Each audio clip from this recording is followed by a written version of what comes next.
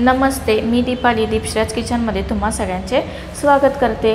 आज मी तुम्हाला पारंपरिक पद्धतीने गाजराचा हलवा कसा बनवायचा ते दाखवणार आहे। थंडीच्या दिवसात घरोघरी सगळेजण आवर्जून गाजराचा हलवा बनवतात, तर आज मी तुम्हाला गाजराचा हलवा बनवलेला दाखवणार आहे। तो पण एकदम दाणेदार आणि एक चमचा गाजराचा हलवा खाल्ला की दुसरा खावा, तिसरा खावा, गाजराचा हलवा खातच राहावा असं वाटेल। पण आजची रेसिपी सुरुवात करण्याआधी तुम्हाला एक विनंती आहे की माझ्या चॅनलवर तुम्ही जर पहिल्यांदा हा व्हिडिओ पाहत असाल तर माझ्या चॅनलला नक्की सबस्क्राइब करा आणि जे बाजूला बेल आयकॉन दिसत आहे तिथे सुद्धा नक्की क्लिक करा, जेणेकरून मी जे नवनवीन व्हिडिओ अपलोड केले की त्याचे नोटिफिकेशन सगळ्यात पहिल्यांदा तुमच्यापर्यंत पोहोचेल।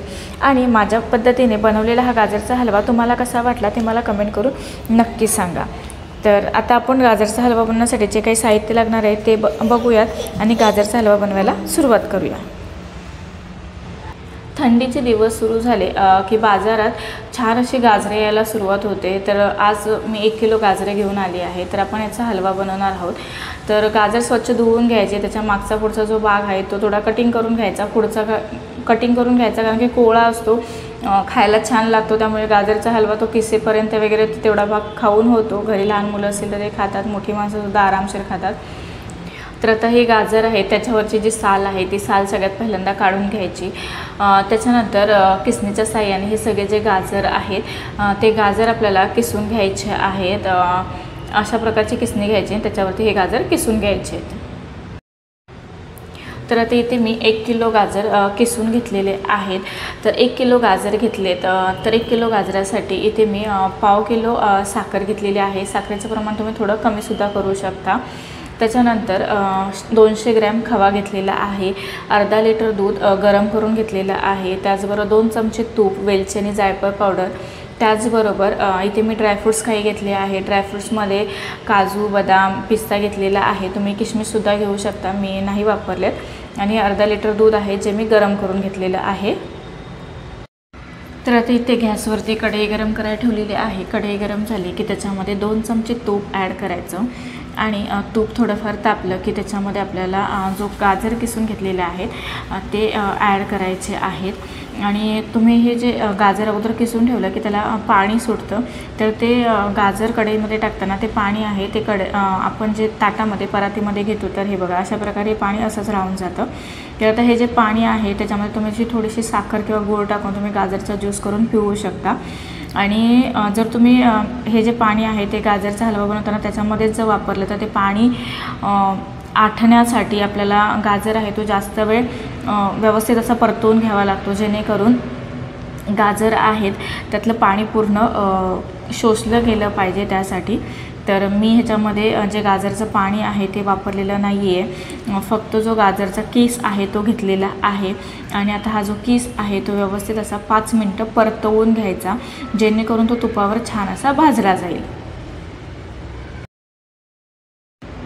किसलेला गाजर मी तुपावरती 5 मिनटं छान असा भाजून घेतलेला आहे। तर त्याच्यामधलं जे पाण्याचं मॉइश्चराइज आहे ते निघून गेलेलं आहे। तर आता या स्टेजला आपल्याला जे अर्धा लिटर दूध आपण घेतलेलं आहे ते ह्याच्यामध्ये ॲड करायचं आहे।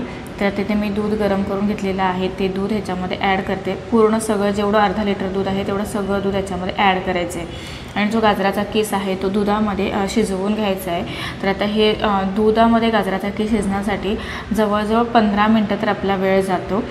तर आपण पारंपरिक पद्धतीने हा गाजरचा हलवा करतो आहे तर त्याच्यासाठी थोडासा टाईम लागतो, जवळजवळ पाऊण तास लागतो, कारण की गाजरचा हलवा खायला खूप टेस्टी लागतो व्यवस्थित पद्धतीने केला तर। त्यामुळे आता हे जे दूध आहे ते गाजराच्या किसमध्ये व्यवस्थित असं आठवून घ्यायचं आहे, म्हणजेच गाजराचा किस आपल्याला चांगला असा शिजवून घ्यायचा आहे। याच्यामध्ये 15 मिनटं मी गाजरचा जो किस आहे तो दुधामध्ये छान असा शिजवून घेतलेला आहे। तुम्ही ते पाहू शकता, आता फक्त थोडंसं दूध आहे ते राहिलेलं आहे। तर आता ह्या स्टेजला आपण ह्याच्यामध्ये खवा घालणार आहोत। इथे 200 ग्रॅम मी खवा घेतलेला आहे। तर खवासुद्धा याच्यामध्ये व्यवस्थित असा मिक्स करून घ्यायचा आणि 5 मिनटं ह्याला व्यवस्थित असं शिजवून घ्यायचं, जेणेकरून जो खवा आहे तो गाजरमध्ये छान असा मिक्स झाला पाहिजे। तर 5 मिनटं आता हा गाजरचा हलवा मी शिजवून घेतला आहे। आता ह्याच्यानंतर मी याच्यामध्ये साखर ॲड करते। साखरेचं प्रमाण तुम्ही कमी जास्त थोडंफार करू शकता। जर तुम्हाला कमी गोड आवडत असेल तर साखर थोडी कमी टाकलात तरीसुद्धा चालेल। आता साखर टाकल्यानंतर ह्याला व्यवस्थित असं मिक्स करून घ्यायचं आणि परत एकदा 10 ते 15 मिनटं गाजरचा हलवा चांगला असा शिजवून घ्यायचा। थोडासा जास्त टाईम लागतो पण गाजरचा हलवा खायला खूप टेस्टी लागतो। तर आता साखर टाकल्यानंतर ह्याला 15 मिनटं मी गाजरचा हलवा शिजवून घेतलेला आहे। तर बघा अशा प्रकारे आपला हा गाजरचा हलवा रेडी झालेला आहे। तर आता सगळ्यात शेवटी गाजरचा हलवा रेडी झाल्यानंतर आपण ह्याच्यामध्ये वेलची जायफळ पावडर टाकणार आहोत, सगळ्यात शेवटी टाकायची। आणि आता आपली शेवटची लास्ट स्टेप एक राहिली आहे ती म्हणजे ड्रायफ्रूट्सची। तर आपण ह्याच्यामध्ये ड्रायफ्रूट्ससुद्धा टाकणार आहोत पण ते आपण तुपामध्ये भाजून वरून टाकणार आहोत। ती स्टेपसुद्धा मी तुम्हाला दाखवते।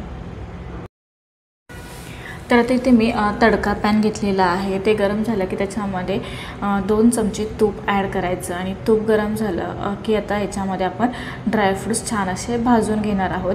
तर आता ही मी सगळ्यात शेवटी स्टेप केली। तर तुम्ही सुरुवातीलाच थोडंसं तूप टाकून त्याच्यामध्ये ड्रायफ्रूट्स भाजून बाजूला काढून ठेवू शकता आणि त्याच्यानंतर मग गाजरचा हलवा बनवायला सुरुवात करू शकता, म्हणजे गाजराचा किस टाकून वगैरे परतून तिथून सुरुवात करू शकता। तर ही स्टेप मी सगळ्यात शेवटी केलेली आहे।